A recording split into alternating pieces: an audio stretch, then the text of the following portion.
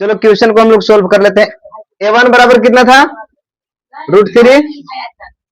इसके बाद में D बराबर कितना है, हम लोग को जानकारी नहीं है। D पता करने के लिए हमें क्या करना पड़ता है,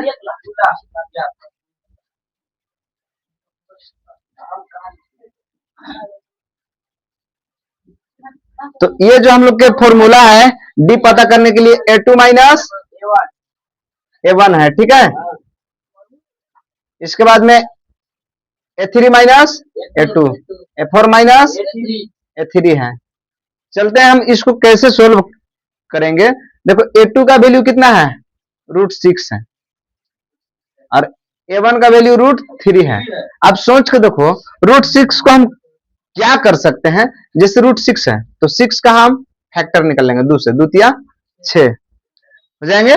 तो अब मान लो कि 2√3 हो जाएंगे, है कि नहीं। तो हम इस स्थिति में इसको लिख सकते हैं 2√3, ऐसे लिख सकते हैं माइनस, ठीक है। अब इस स्थिति में अब यहां पे रूट कितना है, 3 है। और जब इसमें से इसको घटाया जाए तो मान लो कि एक रूट से एक रूट तो खत्म हो गया, ये रूट से ये रूट खत्म हो गया, ठीक है, बचा √2 बचा, ठीक है।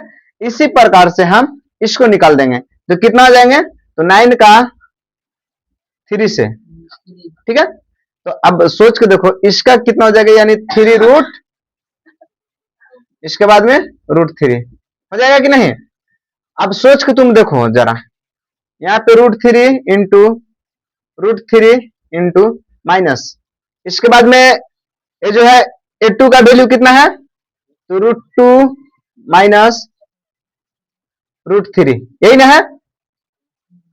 अब सोच के देखो अगर ये A3 वाला से A3 तो हट जाता है, यहां पे क्या बचा, √3 माइनस √2, ये बच गया, ठीक है। अब नेक्स्ट पॉइंट क्या कहता है कि A4 का वैल्यू, A4 का कितना है, 12 है, 12 का निकलते हैं 2 से, कितना हो जाएंगे, यानी इसको हम डायरेक्टली कर देते हैं 4 रूट, इसके बाद में 3 रूट कर देते हैं, है कि नहीं। और ये जो है से 3 रूट और इसको √3 कर देते हैं, कोई दिक्कत नहीं ना है। आप सोच के देखो इसमें से तो ये कट सकता है इससे, ठीक है।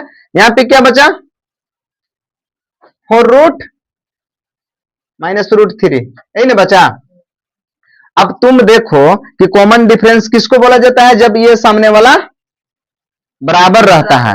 अब इसमें बराबर है, यहाँ पे √2 है, यहाँ पे √3 माइनस √2 है, √4 माइनस √3 है, बराबर है, नहीं है। इस स्थिति में लिखेंगे नहीं, यह AP नहीं है, क्योंकि क्योंकि इसका मान बराबर नहीं है, इसका मान बराबर है कि नहीं है, नहीं ना है। चलो ठीक है, उतारो।